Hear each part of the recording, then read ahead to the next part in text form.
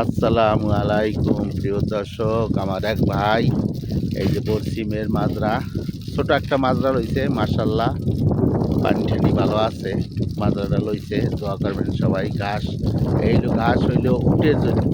এই দেশে উট, বকরি, দুম্বার ঘাস, এই ঘাসগুলি মাশাল্লাহ, এই ঘাসগুলি আমরা কাঠ দিয়ে বেছে। এই দেশে পানিও ভালো আছে আর ঘাসও ভালো আছে, মোটামুটি ভালোই কাদের আছে। ঘাসের জঙ্গল নাই এই দেশে। যে ডাল গাছের মতন ঘাস, ছাপি ছাপি মানে পরিষ্কার পরিষ্কার ঘাস আছে। কারেন্টের চলে, অসুবিধা নাই।